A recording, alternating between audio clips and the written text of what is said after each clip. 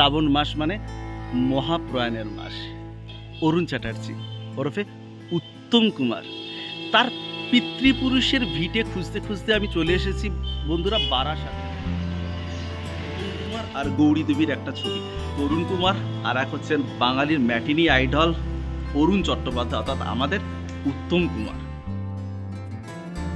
Welcome বন্ধুরা, তুষার টক্সের নতুন একটা ব্লগে আপনাদের সবাইকে স্বাগত জানাই। আমি তুষার চলে এসেছি আজ আর একটা ইতিহাসের সন্ধানে। শ্রাবণ মাস মানে মহাপ্রয়াণের মাস। আমাদের ম্যাটিনি আইডল, আমাদের মহানায়ক অরুণ চ্যাটার্জি ওরফে উত্তম কুমার, তার পিতৃপুরুষের ভিটে খুঁজতে খুঁজতে আমি চলে এসেছি বন্ধুরা বারাসাতে দক্ষিণ পাড়াতে শীতলাতলা রোড। সেখানে রয়েছে তার পিতৃপুরুষের ভিটে, আর এই বাড়িতে জড়িয়ে রয়েছে তার অনেক স্মৃতি। বন্ধুরা, আমার পেছনে রয়েছে হচ্ছে শীতলা মন্দির। এই শীতলা মন্দিরের নামেই কিন্তু এই রাস্তার নাম। এবার আমি তোমাদের সেই বাড়িটা দেখাবো যে বাড়িতে উত্তম কুমারের আদি পুরুষরা থাকতো এবং এখনও তার রিলেটিভরা কিন্তু সেই বাড়িতে থাকে। আমি বাড়িতে ভেতরে যাব, তাদের সাথে কথা বলবো। আবারও বলি, জুলাই মাস মহাপ্রয়াণের মাস, উত্তম মাস। তাহলে বন্ধুরা চলো বাড়িটার দিকে এগোই।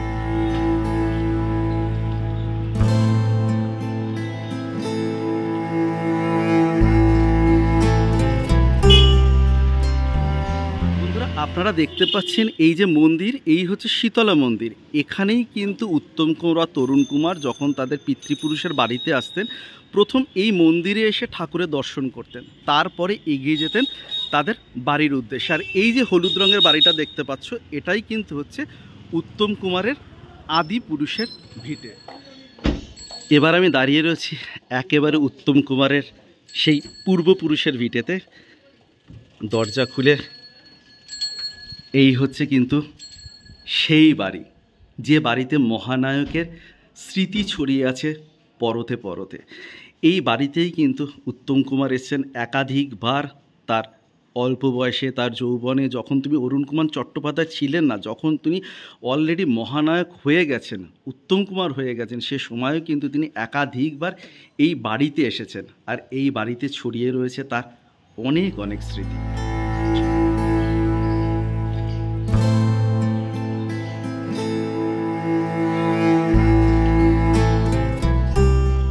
এবার আমি কথা বলবো হচ্ছে এমন একজন মানুষের সাথে যিনি সম্পর্কে কিন্তু উত্তম কুমারের ভাইপো শ্রী কল্লোল চট্টোপাধ্যায়ের সাথে।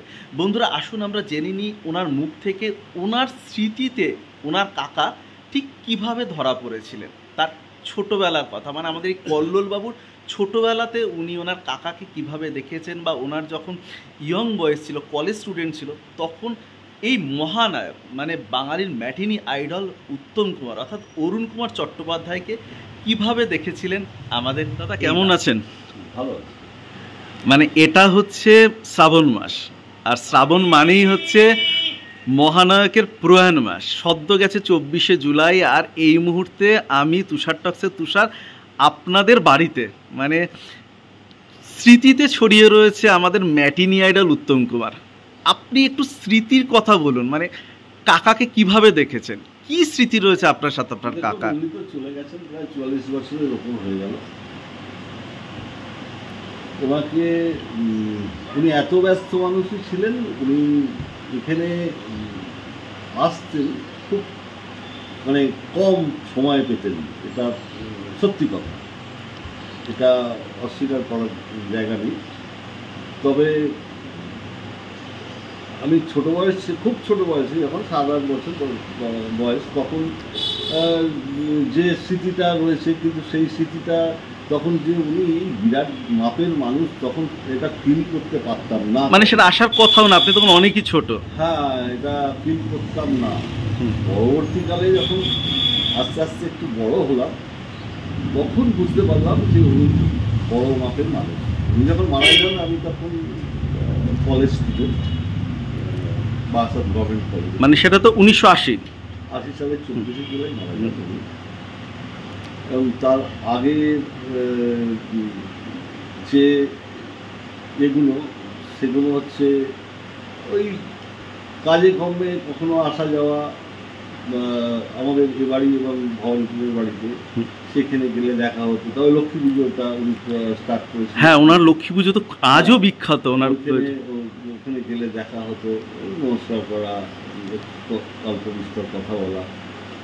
খুব মানে গম্ভীর মানুষ ছিলেন তো, যেটা মানে যে মানে মানে তরুণ কুমার অর্থাৎ বুড়ো কাকার সাথে কথা বলতে গেলে যেটা মানে লাগতো না। না, আপনার বুড়ো কাকা তো খুব রসিক মানুষ ছিলেন। হ্যাঁ, রসিক মানুষ ছিলেন বুড়ো কাকা, কিন্তু মহানায়ক কিন্তু খুব গম্ভীর প্রকৃতির ছিল।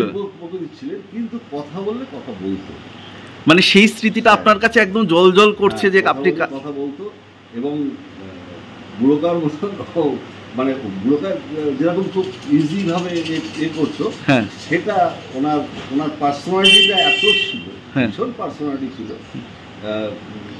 মানে একটু একটু একটু অন্য সম্ভ্রম, একটু কথা বলতে কেমন লাগতো। বুড়োকার সাথে না খাও, হ্যাঁ, খুব ফ্রি।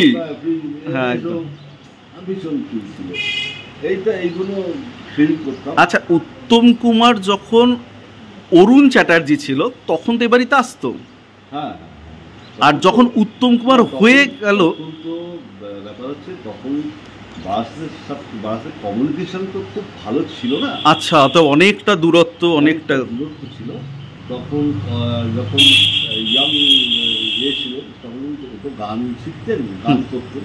উনি আমাদের এইখানে বাসা গ্র্যাজুয়েশনে এসে গান টানা করে গেছেন, রবীন্দ্রসঙ্গীত। আচ্ছা আচ্ছা, ওইসব করে গেছেন, কিন্তু সেগুলো তো আমি দেখিনি। হ্যাঁ, আপনার দেখার কথাও না, সেটা অনেক আগেকার কথা, শোনার কথা। অ্যাকচুয়ালি উনি যেটা সেটা হচ্ছে 70 সালের পর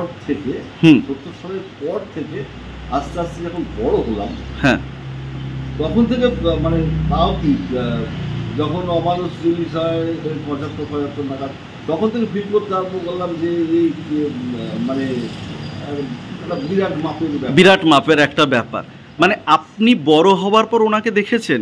হ্যাঁ, মানে তখন কি উনি এই বাড়িতে আসতেন? মানে যখন উনি উত্তম কুমার হয়ে গেছেন? হ্যাঁ, তখন উনি আসতেন, কিন্তু খুব কমই আসতেন এবং খুব কম সময় জন্য আসতেন। কারণ উনি আসছে এটা জানলে তো সামাল দেওয়া মুশকিল হয়ে যেত পরিস্থিতি। হ্যাঁ, পরিস্থিতি খুব খারাপ হয়ে যাওয়ার কথা, উনি খুব একটা অ্যাভয়েড করতেন হাসপাতাল। কিন্তু খবরাখবর এতে সবসময় নিতেন এবং কোনো কাজে কমে ওখানে গেলে আনুষ্ঠানিক কোনো ব্যাপার থাকলে পুজো সময় ওখানে গিয়ে বিজয় নমস্কার করা, এই করা, এসব মধ্যে ছিল। আচ্ছা, উত্তম কুমারকে আপনি কি নামে ডাকতেন? না, আমরা কাকা বলেই ডাকতাম। কাকা বলেই ডাকতেন উত্তম কুমারকে। মানে এই বাড়িতে কিন্তু তার পায়ের ধুলো পড়েছে। এটা পায়ের ধুলো কেন? একদম এই বাড়ি তার পায়ের, কেন এটা হচ্ছে তার পূর্বপুরুষের আদি বাড়ি। অবশ্যই প্রায় 5 পুরুষ 6 পুরুষ আগেকার। মানে এই, আচ্ছা, আপনাদের বাড়িতে কোনো মন্দির রয়েছে? মানে হ্যাঁ, মা শেতলা আমাদের খুব জাগ্রত। আচ্ছা, শেতলা বাড়ি বলেই এটা চেনে সবাই সবাই শেতলা বাড়ি বলেই চেনে, এবং যার জন্য এই রোডটার নাম হচ্ছে শেতলাতলা রোড। আচ্ছা, হ্যাঁ, আমি যখন জিজ্ঞাসা করলাম এটা শেতলতলা রোড, মানে আমাদের বাড়ির নামেই রাস্তা। আর পাড়াটা হচ্ছে দক্ষিণ পাড়া শেতলতলা রোড। সেটা আপনাদের বাড়ির এই নামই হয়ে গেছে রাস্তাটা, বাড়ির নামে। কারণ যেহেতু শেতলা মন্দিরটা আমাদের প্রায় 400, 450, 500 বছরের পুরনো, এবং খুব জাগ্রত, এবং পাড়ার প্রতিবেশী মানে কোনো জাতি ভেদাভেদ কিছুই নেই এখানে, কিছুই নেই না। এখানে পুজো সবাই দিতে আসে, মানে মুসলিম পাড়া থেকেও আসে, এ পাড়া থেকেও আসে, পুরো গ্রামের লোক। আচ্ছা, এবার একটা জিনিস বলুন, আপনার কাকা বাঙালির ম্যাটিনি আইডল, আজও মৃত্যুর 44 বছর পরেও যে কি মায়া, মানে এটা কেউ অস্বীকার করতে পারে না। এবার বলুন, ওনার সাথে জুরি হিসেবে কাকে সব থেকে ভালো লাগবে? সুপ্রিয়া দেবী, সাবিত্রী দেবী, না সুচিত্রা সেন? সুচিত্রা সেন ছাড়া, মানে আগে পিছার কেউ নেই। সুচিত্রা সেন ছাড়া ওনার পাশে অভিনয় করছে এটা আমি খুব একটা মানতেও পারতাম না। হ্যাঁ, একমাত্র সাবিত্রীকে আমার খুব ভালো লাগছে। মানে এটা কিন্তু অবশ্যই, মানে এটা কিন্তু মানে আজও যখন আমরা সেই সাদা কালো দেখি, উত্তম সুচিত্রা মানে একদম এ জুরি মানে বিশ্বের সেরা জুরি, এর কোনো কথা হবে না। মানে প্রজন্মের পর প্রজন্ম না, আর এছাড়া অন্য কেউ অভিনয় করলে আপনি আমার ভালো লাগবে না। একমাত্র সাবিত্রী যদি করতো, তাহলে একটুই তাহলে লাগতো। আমার ভালো লাগতো। সাবিত্রী চট্টোপাধ্যায় অসাধারণ। আচ্ছা, আমি যেটুকু শুনেছি এটা কি সত্যি যে উনি এখানে মানে বারাসাতেরই আশেপাশে ওনার দুটো সিনেমা শুটিং হয়েছিল, তখন কি আপনি যদি সেটা নিয়ে কিছু বলে যে ওনার খাবার এখান থেকে যেত বা আপনার বাবারা দেখতে যেত, সম্ভবত চিড়িয়াখানা আর কমললতা বোধহয় মোস্ট প্রবাবলি। চিড়িয়াখানাটা হয়েছিল এখান থেকে একটু এগিয়ে গিয়ে বামনগাছি বলে একটা জায়গা আছে। আচ্ছা, হ্যাঁ। ওটা বামনগাছিতে গোলাপ বাগান বলে একটা বাগান ছিল, আচ্ছা, সেখানে শুটিংটা হয়েছিল চিড়িয়াখানা। চিড়িয়াখানার শুটিংয়ের সময় আমি খুব ছোট ছিলাম। আর কমললতা শুটিং হয়েছিল আমাদের বাড়ি থেকে একটু এগিয়ে গিয়ে পরে। তরুণকান্তি ঘোষ তখন শিল্পমন্ত্রী ছিল, মানে যে শিশির কুঞ্জ, আচ্ছা, ওইখানটা ওনার বিরাট বাগান ছিল, ওইখানে শুটিং হয়েছিল। কমললতা শুটিং হয়েছে অনেকদিন ধরে হয়েছিল ওইখানে শুটিংটা, অনেকদিন। তখন আমি ছোট, এবং চিড়িয়াখানাও যখন হয় তখন আপনি ছোট, ছোট, আরো ছোট। এটা তো সত্যজিৎ রায়ের পরিচালনায়, আর এটা তো এটা শরৎচন্দ্রের একটা পোর্শনে তো মানে তখন শুনেছিলাম আপনাদের বাবা কাকারা তার শুটিং দেখতে যেত, তার খাবার লাঞ্চ এখান থেকে যেত, এই বাড়ি থেকে যেত, খাবার এখান থেকে আমার কাকা নিয়ে যেত, তারা সব নিয়ে যেত। এবং বামনগাছিতে যখন ইয়েও হয় আপনার চিড়িয়াখানার শুটিং, তখনও যেত এখান থেকে। আচ্ছা, এবারে খুব সাধারণ খাবার পছন্দ করতেন, ওই রিচ বা এফে ওই টাইপের কোনো খেতেন না।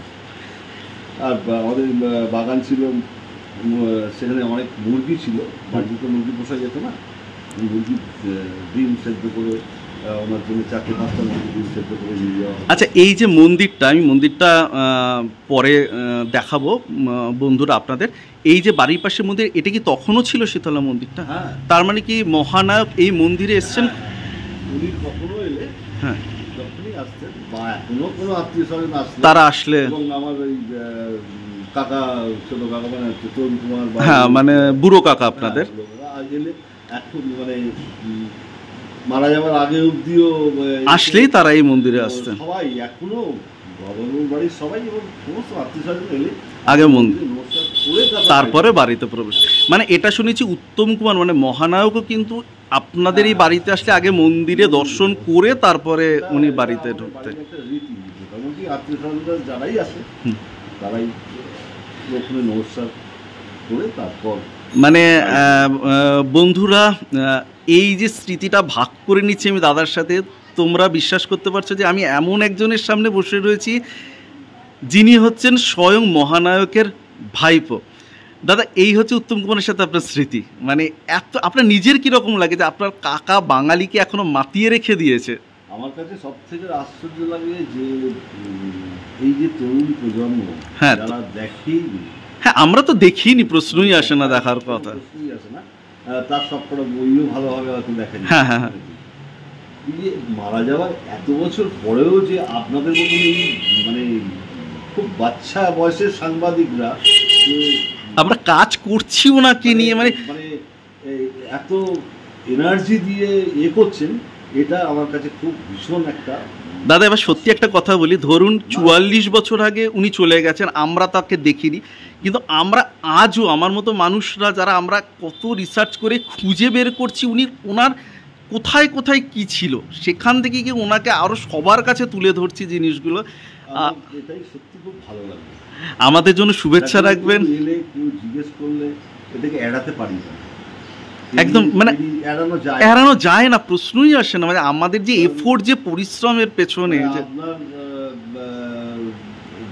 মানে বয়সের অনেক আগে উনি মারা গেছেন, একদম একদম, কিন্তু তবুও আপনিও যে এটা নিয়ে যে কাজ করছি, ঘুরছি, মাথা ব্যথা করে খুঁজে বের করে যে আপনার বাড়ি, এটা কোনো সিনেমা জগতের কারণ হয়েছে বলে আমি জানি না। একদমই তাই। দাদা, আপনি রয়েছেন তুষার টক্স চ্যানেলে, তুষারের সাথে আমার চ্যানেলের জন্য অনেক শুভেচ্ছা রাখবেন। একদম ঠিক আছে, নমস্কার।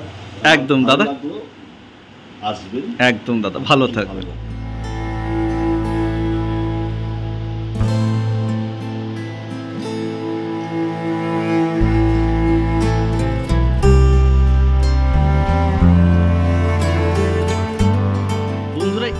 বাড়ি, এই ঘরই কিন্তু উত্তম কুমারের স্মৃতি জড়িয়ে রয়েছে।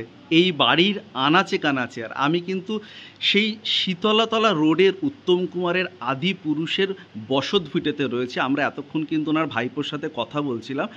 আর এখানে দেখো যে ছবিটা রয়েছে তোমরা দেখতে পাচ্ছ, দুর্গা পুজোর সময় তোলা উত্তম কুমার আর গৌরী দেবীর একটা ছবি।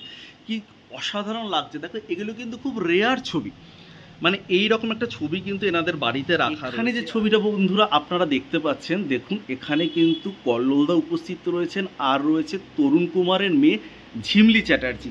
ছবিগুলো কিন্তু এনারা এত সুন্দর করে এখানে বাঁধিয়ে রেখেছে, কারণ এই স্মৃতিটুকুতেই কিন্তু মহানায়ক বেঁচে রয়েছেন আমাদের মাঝে। ছবি এখানে রাখা, মানে আমি যার সাথে এতক্ষণ কথা বললাম কল্লোলদার, ইনি হচ্ছেন আর এক কাকা, আর পাশে কিন্তু এনার বুড়ো কাকা অর্থাৎ আমাদের সবার প্রিয় তরুণ কুমার। আর এই ছবিটা কিন্তু এই বাড়ির বাগানেই তোলা রয়েছে।